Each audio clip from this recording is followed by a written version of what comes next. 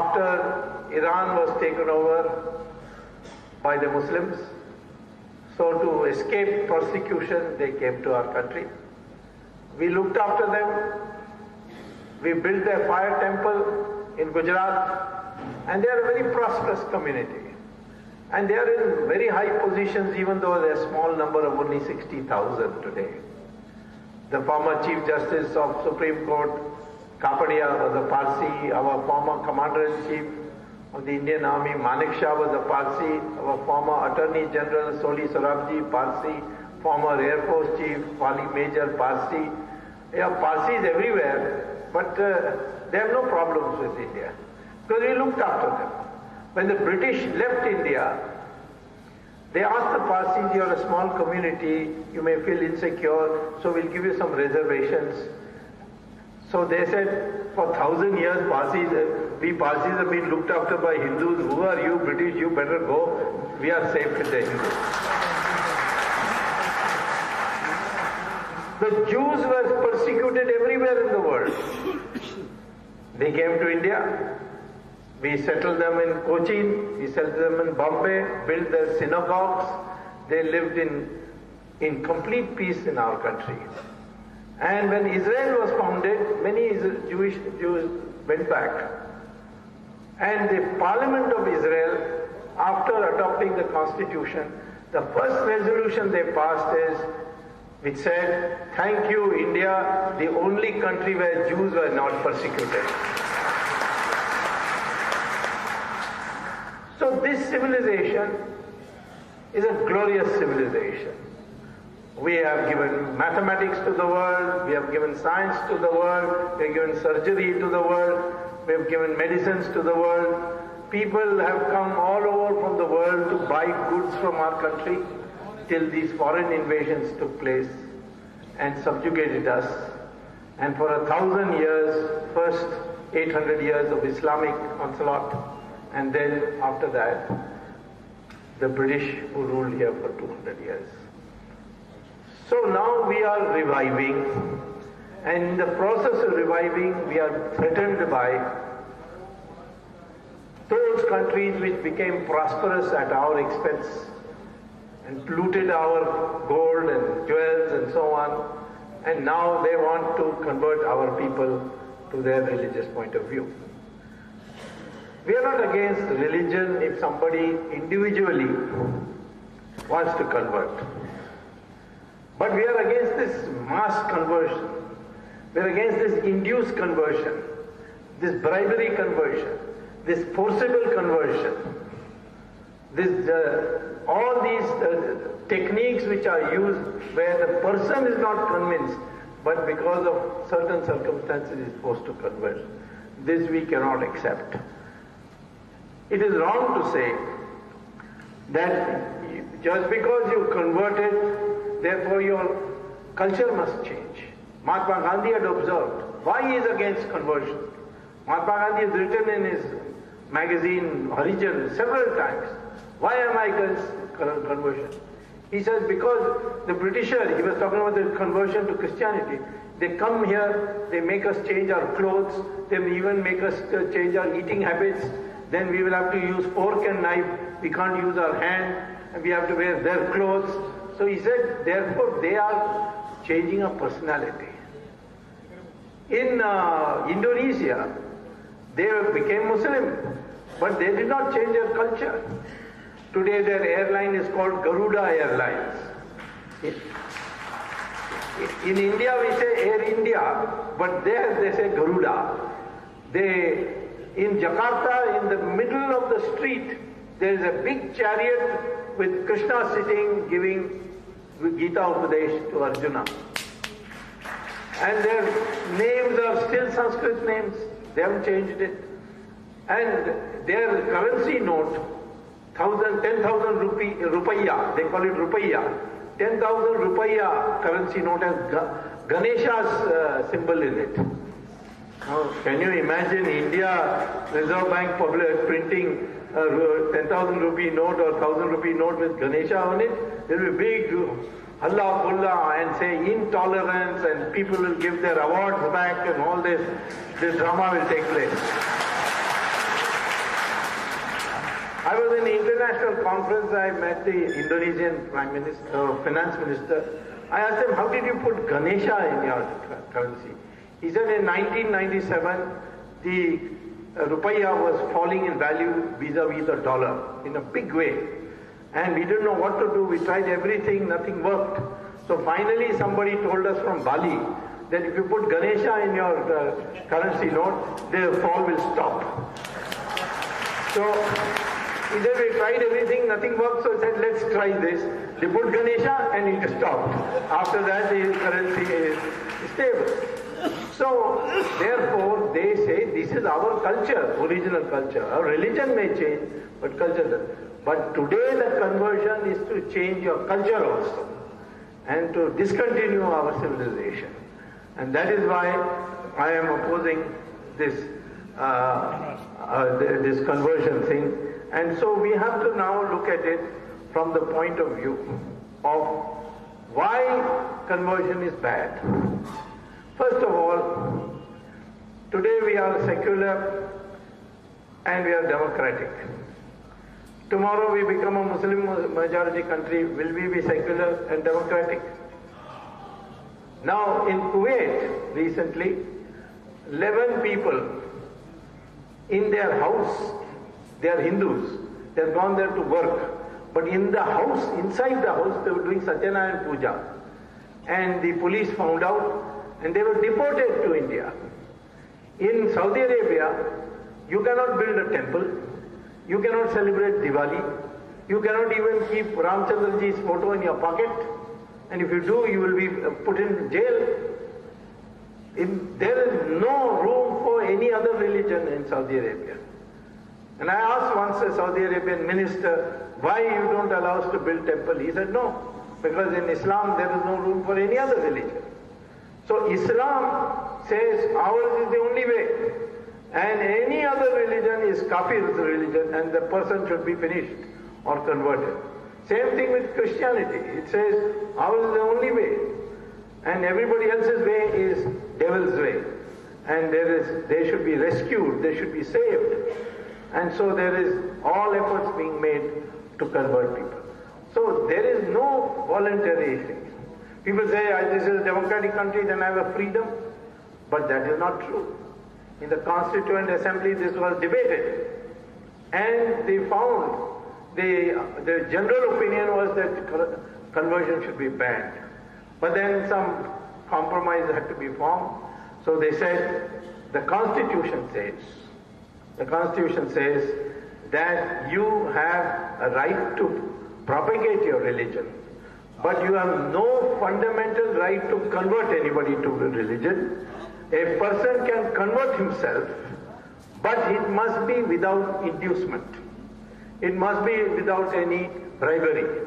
It must be without any force. Nobody can be forcibly converted. And therefore, the Constitution's question was decided by the Supreme Court in a constitutional bench in 1977, where they said, no, right to conversion is not a fundamental right. It is a right subject to reasonable restrictions. In our Constitution also there is no right to propagate religion as you like. It is subject to restrictions arising out of morality, public health and public order. These three restrictions apply. So you can't say, oh, this is my religion, I can do what I like. Not at all. You have to conform to morality, you have to conform to public health, you have to conform to public order. So Constitution is very clear that you can place restrictions. So tomorrow we can have laws, and some states already have laws. For instance, Madhya Pradesh has a law, Orissa has a law, and Himachal Pradesh only recently got this law, whose constitutionality was challenged, and I had gone to the High Court of Himachal Pradesh and argued, and we won the case, and now Himachal has that.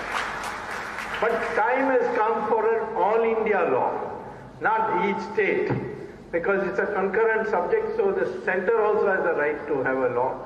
So we must now agitate that the BJP government should bring a law, all India law, banning conversion. But let me add that it is subject to one exception, that reconversion is not banned.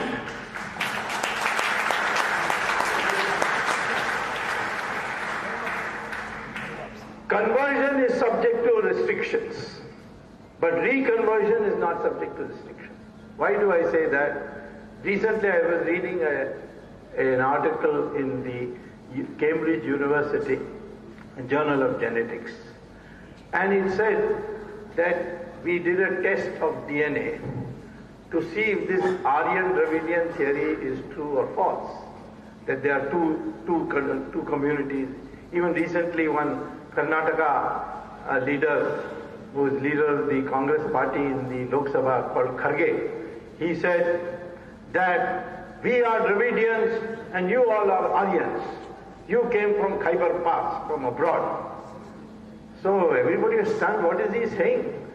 Then I said somebody should have asked him, what about Sonia Gandhi? Did she come from Tamil Nadu? Now, this is what the British have built into your brain, that we are two communities. First it was all Dravidians, then the Aryans came, drove them down south. Where is this Aryan word in our scripture? It is not there. Arya is there. Arya means cultured person. It doesn't mean anything.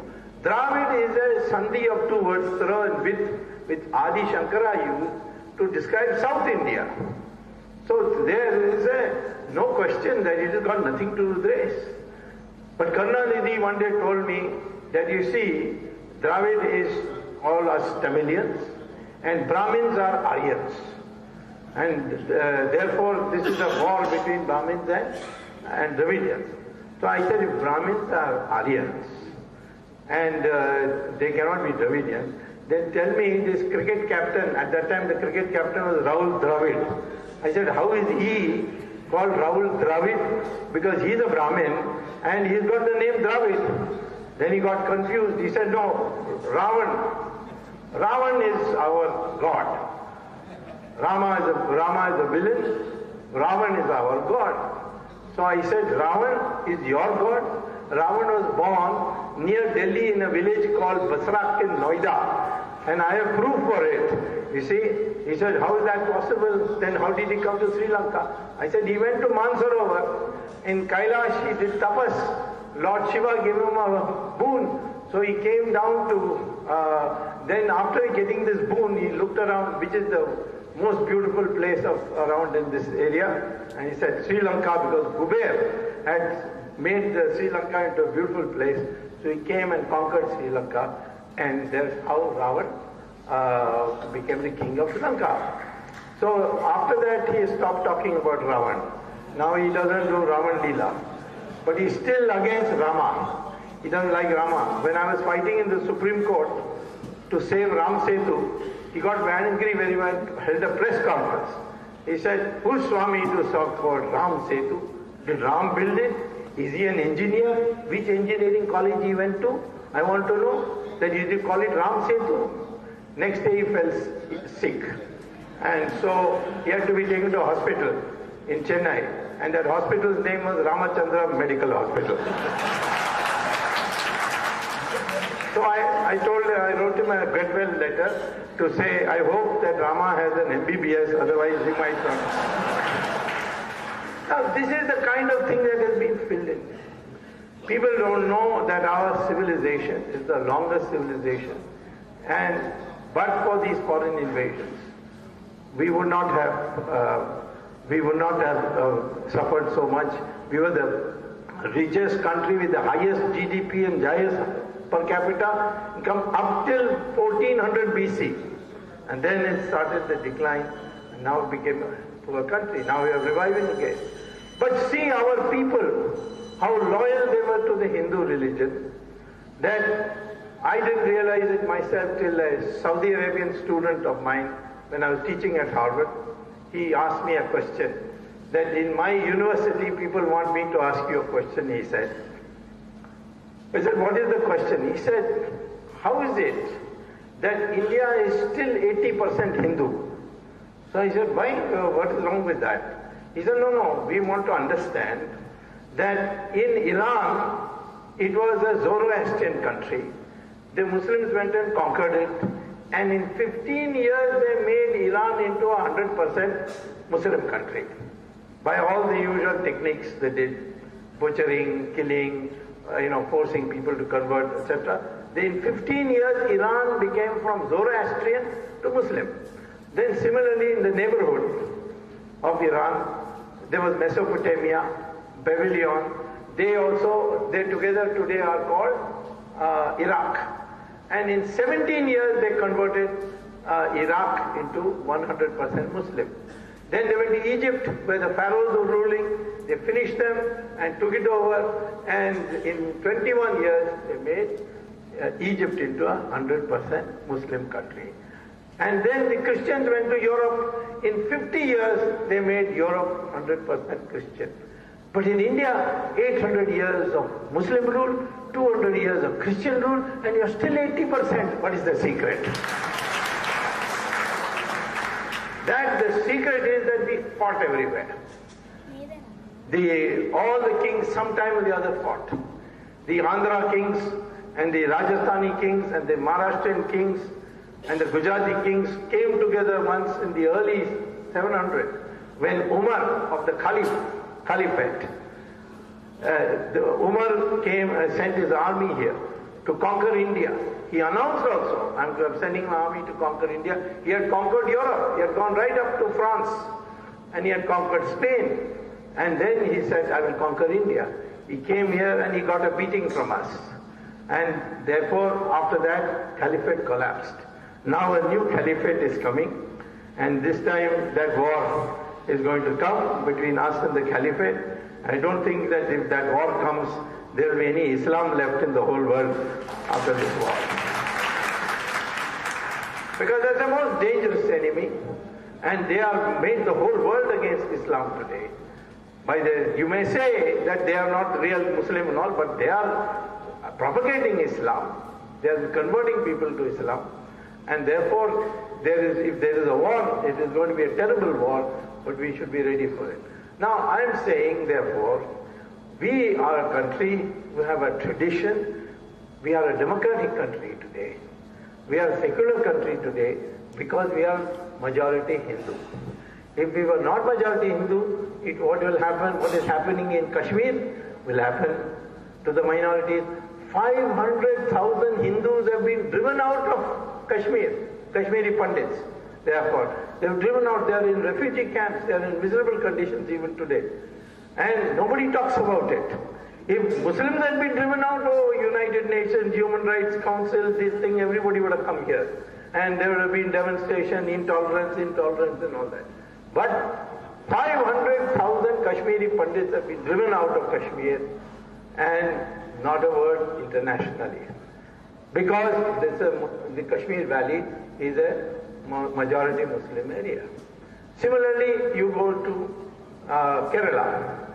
In Kerala, Malappuram, they are so scared that the Hindus, poor people, the Muslims don't let them do anything. They don't let them sell their property. You can't, in Malappuram district of Kerala, a Hindu cannot sell his property to another Hindu.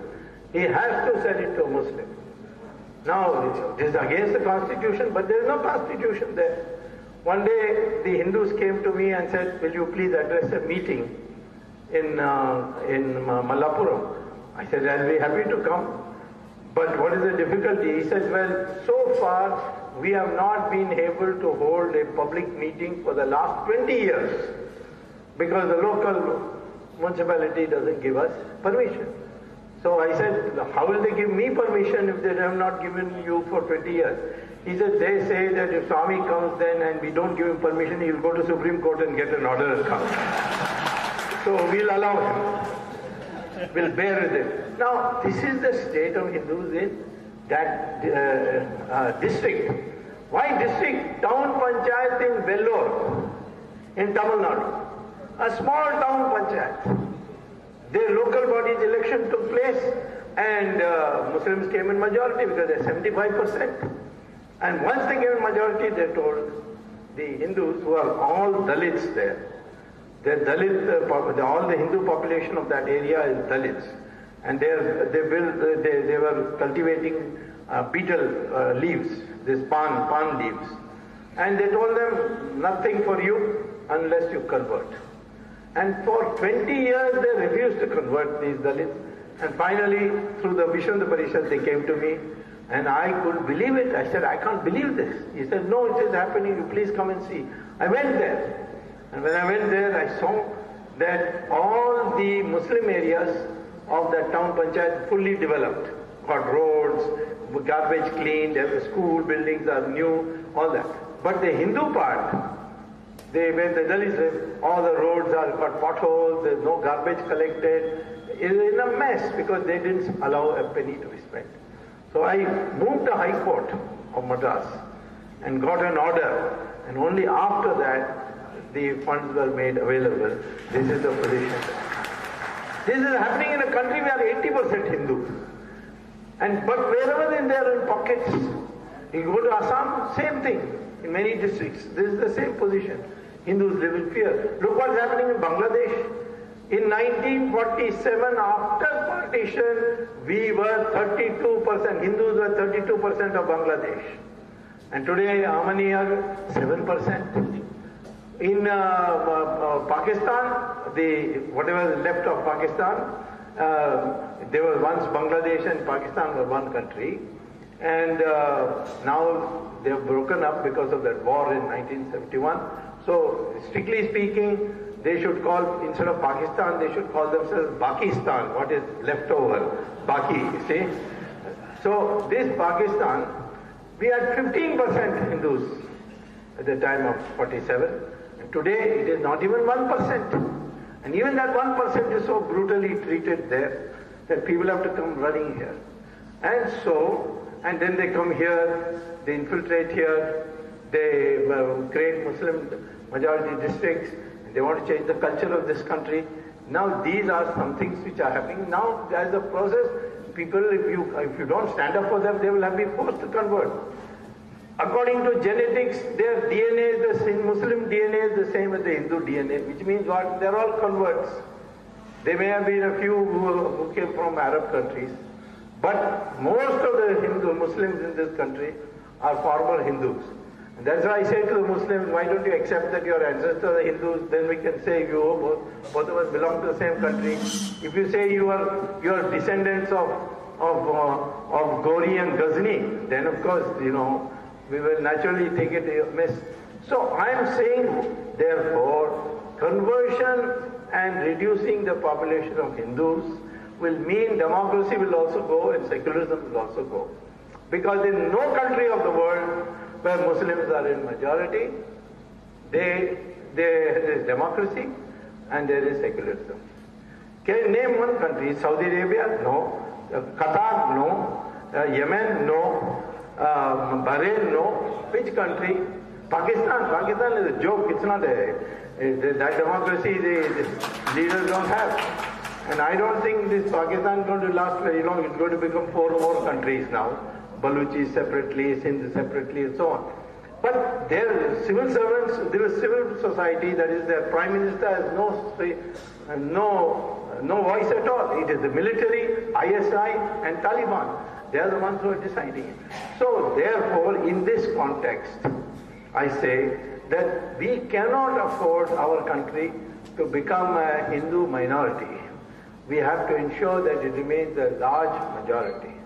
And this is because we want to preserve our heritage and we want to maintain our culture. Now, for that we require uniform civil code. Now, uniform civil code is there in the Constitution. It's Article 44. It is written there, it's a directive principle that all government policies will adopt this.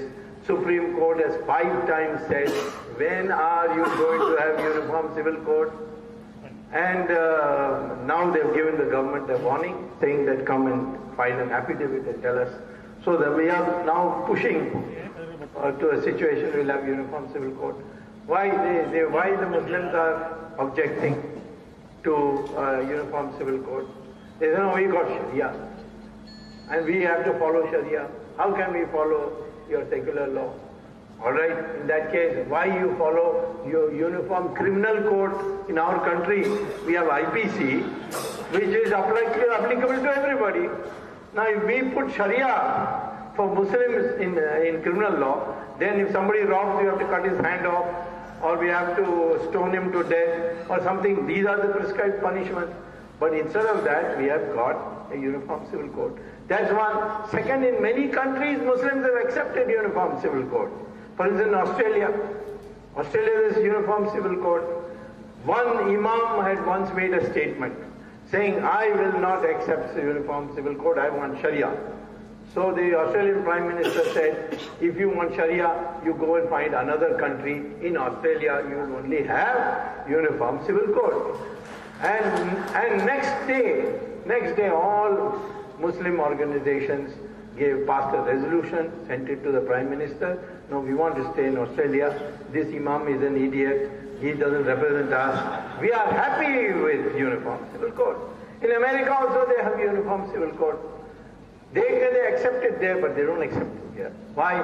Because American majority, Australian majority says, you want to stay here, you have to accept one law. And we have not come to that position yet. The day we say clearly, you want to stay in India, you have to accept uniform civil code, I am telling you all Muslims will say, we are ready to accept. At least 50% will immediately accept. Which 50%? They are women. Already they are giving us petitions, saying we don't want all this talaq and SMS talaq and all that. We want uniform civil code. We must bring uniform civil code to ensure that the country's population demography doesn't change. We must remain not below 80%. We are 80%, we have declined from 83, 84% now to 80%, but we should not decline any further. That doesn't mean that Hindus should produce more children. No, I am not in favor of that. Because that is a decision a woman has to make, and she has to work. You can't go on having them producing children. So, therefore, uniform civil code. Gender equality. Women should have equal rights to men.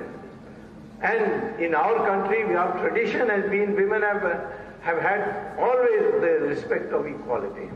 Once I was talking to a friend of mine, and he said, how do you prove this? I said, see, in Brahma's cabinet, Brahma was the Prime Minister. Shiva and Vishnu were Deputy Prime Ministers. But all the important portfolios were with women. Finance with Lakshmi, defense with Parvati, and education with Saraswati. And male gods had nothing. So my friend said, no, the male god got one. I said, what? Information broadcasting for Narad Muni. It's a fact. And when the male gods could not fight the Asuras, they had to go and beg Parvati, who had to take the form of Kali and then finish off the Asuras. So that was our tradition. We didn't say men and women are equal in physical strength, but as far as the mind is concerned, the brain is concerned, there's no difference between women and men. And in fact, nowadays we find in these school certificate examination, girl students are first, second, third, fourth, you see. The boys are falling behind. So therefore that must be also brought. But they don't agree to that. The Islamic law says that in a court of law, one man witness is equal to two women witnesses. And in inheritance, women get only 1/6 that of the boy. There's no equality there. So therefore, we can't accept that.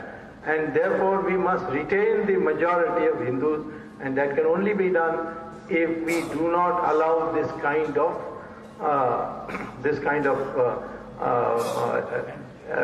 conversion that is taking place in our country. So what should we do? Now, first of all, we must stop this infiltration that is coming. When partition took place, the British Parliament debated this question. And they said that we are going to create two countries out of British India. One will be a Muslim-ruled Pakistan, and the other will be a Hindu-ruled India. So this is what the British Parliament, June 1947, introduced Indian Independence Act said. At that time the Congress leader said, any Muslim who doesn't want to go to Pakistan can stay here. Dr. Ambedkar was not in favor of that. He said, no, we must have population exchange. Now the law passed by the British Parliament is that Pakistan should be Muslim and India should be Hindu, and therefore it should be done. But no, this was not agreed to by the then Congress leaders. So we allowed those Muslims who want to stay, those Muslims who wanted to stay. So we explained to the British that those Muslims who are willing to stay with Hindus, because the British said Muslims don't want to stay with Hindus. Therefore we have to create two countries. And we have to give Muslims one country, and then Hindus can have another country. And at that time we explained to them that those Muslims who want to stay with Hindus, they can stay here. And those Muslims who don't want to stay with Hindus, they can leave. That was the agreement. But after partition, now Muslims are coming back to India to stay with Hindus. They are coming from Bangladesh. Bangladesh was also part of Pakistan once upon a time. Now it is a separate country. So after 1971, now they are all coming into India. That means they want to stay in India. But the partition was based on the population ratio. That Muslim population is so much here, so in Pakistan or Bangladesh, and Hindu population is in majority, so this is part of India. This was the principle. Now they have come back here, then we have to tell Bangladesh, you take back your people. We can't push them out, because they'll come back and bribe our BSF at the border and come back again. Because they want to come here, because their things are much better here, and furthermore, they've got other activities that they are being, mullahs are forcing them to come here. So we should tell Bangladesh government, we gave you land for keeping those Muslims who didn't want to live with Hindus. Now they are coming back and living with us. 1/3 of Bangladesh is coming to India. So you give us 1/3 of your territory back to us.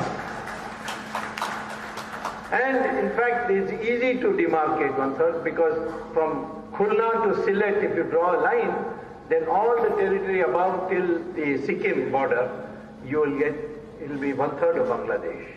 And it will be very good for us security-wise also, because right now all our military to go to Assam has to go up in Bengal, and then right at the small portion which is called Chicken Neck, then they have to come down to Assam.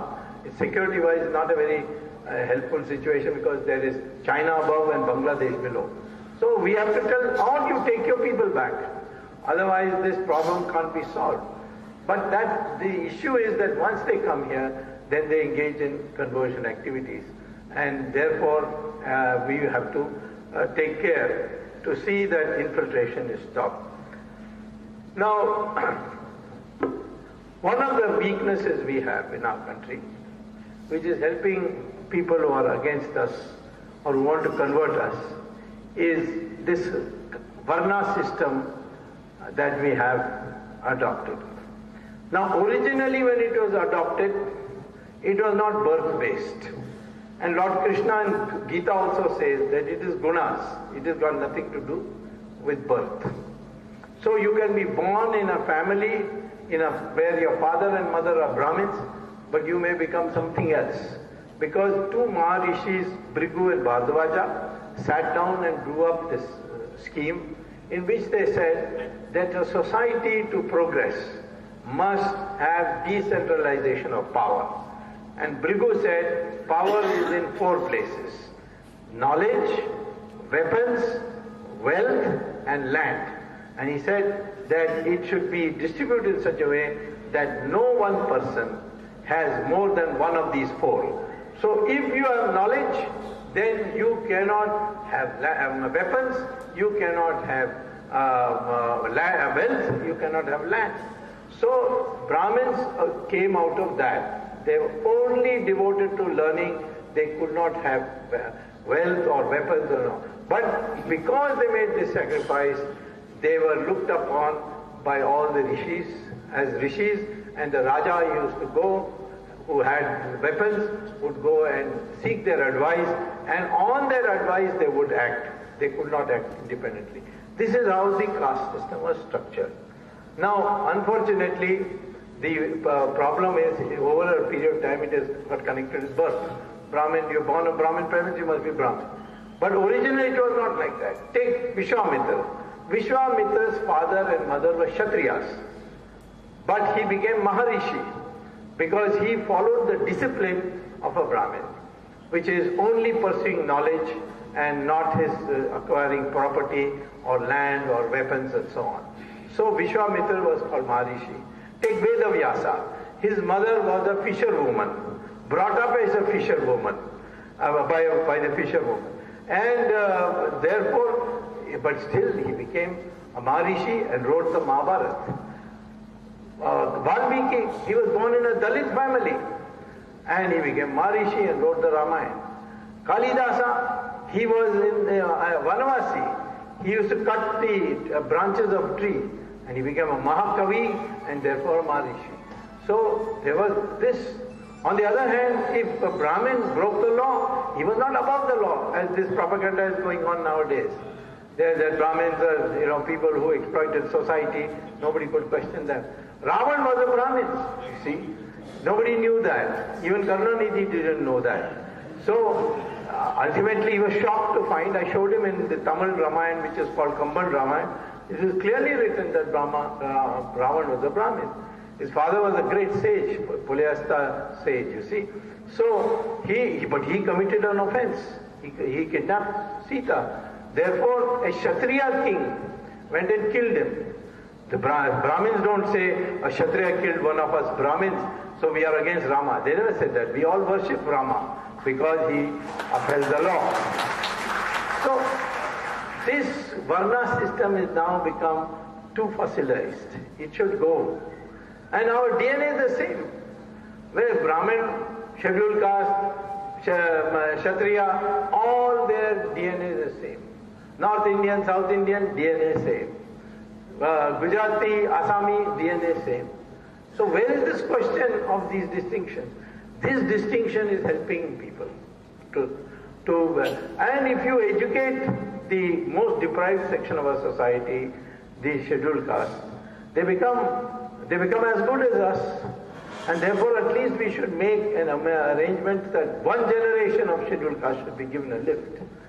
Dr. Ambedkar, his original name was Bhimrao Mahar, and he was actually born in Madhya Pradesh and later on into Maharashtra, and he had a teacher called by name Ambedkar, and his teacher was a Brahmin. And he told, this teacher told Ambedkar, you're a very bright boy, you must go abroad and study because you will do very well abroad. So he said, I have a friend who is in Columbia University in New York, and that is a very famous university, and I'll get you admission into economics, for an economics PhD. But there is a problem, the society is a little conservative and all, they have got all bad habits. So you don't drop this name Mahar and take my name. And so that's how he became Bhimrao Ambedkar. Ambedkar was not his original name. So he went to Columbia, did extremely well, wrote an excellent thesis, and then he went to England, and in England he got a law degree, and he came back to India, and Sardar Patel made him chairman of the drafting committee, and he produced the best possible constitution any person could do. He piloted it, he spoke on it, and he ultimately produced this constitution. And I was surprised that till 1990, when the Janata came to power again, Bhimrao Ambedkar did not get Bharat Ratna. Myself, when I became minister in 1990, and I became the senior most minister of Chandrasekhar government, I saw in the file that every time Ambedkar's name was proposed, Congress government, Prime Ministers cut his name out and said, no, shouldn't be given. Two names they kept on cutting. One was Ambedkar and the other was Sardar Patel. Sardar Patel's Bharat Ratna was under my signature as Law Minister and not during Congress period. And you see, despite all his PhD and Bharat law from England and moving constitution, he was never given respect by the then Congress government in 1951, 52, 53. And they kept, all these congressmen used to never describe him, call him Dr. Ambedkar, used to call him Bhimrao. But Jawaharlal Nehru went to Cambridge University, and there he failed. All Nehru's failed exams, by the way. No one has passed. And he failed there. But the British said he's come from the colony, he may be tomorrow a big man. So therefore, let us give him a new degree called Gentleman Pass. Internal records will say he has failed, but for the outside world will say he has passed. So he came back to India, and congressmen called Jawaharlal Nehru what? Pandit Jawaharlal Nehru. Ambedkar is Bhimrao, and a failed Jawaharlal is a Pandit Jawaharlal Nehru. So these are all these prejudices, you see, that is driving people out. So we must now start breaking these divisions due to Varna and start thinking of ourselves as Hindu first. And you see, Jati, of course, these are bloodlines, that is for your marriage and all that. But this Varna system should be now destroyed over a period of time, and we must, later on we can revive it as a discipline, Brahmin discipline. If you follow the discipline of a Brahmin, you are a Brahmin. If you follow the discipline of a Kshatriya, you are a Kshatriya. That way you can have it later. But as today, we must have a mind that we are Hindus, and we should vote for the interest of Hindus and see that it is protected. This is a very, very important thing. And for that purpose, you must know your correct history. All this history the British have written is all bogus history. They don't write about all the Rashtrakutas and the Chalukyas and whoever, Andhra, then the Vijayanagaram Empire. They don't write about it. You see our history books, there's no reference to it. They'll have one chapter for each Mughal emperor. You know, Babur and Humayun and Akbar, each one chapter. But Vijayanagaram Empire lasted longer than the Mughal Empire. From Akbar to Aurangzeb is only 150 years. But the Vijayanagara Empire lasted 300 years. But there's only one paragraph in our history books. So these are the kinds of things which has twisted our minds and made us feel inferior. And this inferiority complex also makes conversion very easy. And therefore there needs to be a mindset change. I have very strongly advocated that we must bring back Sanskrit as a language which will be used for interstate communication and slowly replace Hindi. Already under the Constitution it says Hindi must use increasingly Sanskrit vocabulary, because Sanskrit vocabulary is all in all the Indian languages. In Malayalam it is 90%, 80% is Sanskrit words. In Karnataka it is 65%, Kannada it is 65%, in Bengali it is 85%, in Gujarati it is 60%. You know, all Indian languages have. Even Tamil has 40% Sanskrit words. Even on this I had a quarrel with Karnanidhi. He said, no, Tamil is a separate language, it is older than Sanskrit and all that. I said, but 40% of the words, if you look at the dictionary and start counting the words, say take an English Tamil dictionary and then you look at the Tamil words, you'll see 40% are. He said, no, not person. I said, your own name Karnanidhi is Sanskrit. How can you say no? So, then he realized, and he said, I think that Sanskrit stole these words from Tamil. It is not the other way around. I said, doesn't matter, it is common to both, that much you accept. So this Sanskrit is today accepted in the NASA, the National Aeronautics and Space Agency of the United States, as the most computer-friendly language in the world and to be used for artificial intelligence. You can see this by going to Google. Just put in Google NASA and Sanskrit, and you will get everything there. Why Sanskrit is the most computer-friendly language. And NASA has made Sanskrit compulsory now for artificial intelligence. And Sanskrit is now being rapidly taught in many places in America and England. In our country, if I say, please learn Sanskrit, they say, oh, you're communal. I say, what do you mean I'm communal? This is an ancient Indian language. It's a language which has vocabulary in every language, along with Devanagari script. So therefore, I would say to you, either you learn Sanskrit, or you make your children learn Sanskrit, or your grandchildren learn Sanskrit. Sanskrit can be easily learned today because the RSS has got an organization called Samskrita Bharata, which teaches Sanskrit in just 3 weeks. You can start speaking Sanskrit in 3 weeks. Sanskrit must be revived for integrating India. So this is another thing that I very strongly advocate to you. Most of all, this country is a democratic country. We elect our parties, we elect our leaders. So let us make one resolution. If you feel that Hindus' civilization should be preserved and protected after